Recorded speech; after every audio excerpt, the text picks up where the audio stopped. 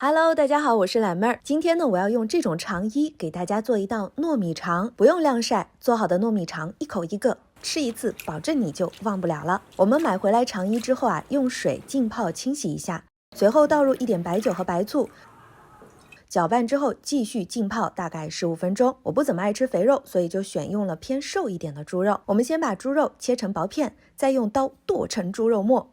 不过尽量不要剁得太碎哈，有大颗粒一点的猪肉的话，能保持它的口感，吃起来会更加的香。将剁好的猪肉放入大碗当中，倒入打好的葱姜汁，搅拌搅拌。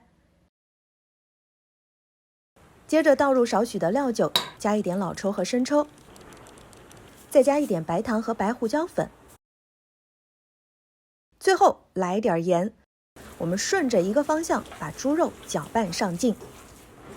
肉馅儿搅拌好之后呢，就倒入泡发好的糯米，糯米的量要是猪肉的双倍。搅拌均匀，把猪肉和糯米腌制大概半个小时。如果你还爱吃玉米，还可以加点玉米；如果不爱吃的话，好，就请忽略这个步骤。肠衣洗干净之后呢，在肠衣的一端打上一个小结。如果说你家里没有灌装的工具，可以把水瓶剪掉一半，我们选择前半部分用来灌肠。再将糯米馅儿舀放入瓶子里，用勺子往下按压糯米就可以了。不过这样的灌肠效率会比较慢。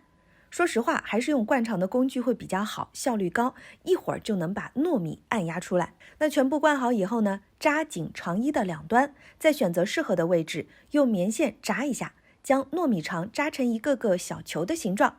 看，这样的糯米肠是不是看起来挺有意思的？用牙签呢，往糯米肠上面扎上几个小孔，方便排气。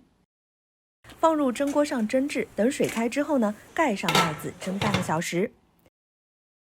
蒸好以后取出来，切成一小段一小段的，拿掉棉线，那这个糯米肠就做好了，一口一个，吃起来超级香。喜欢的朋友快试试吧。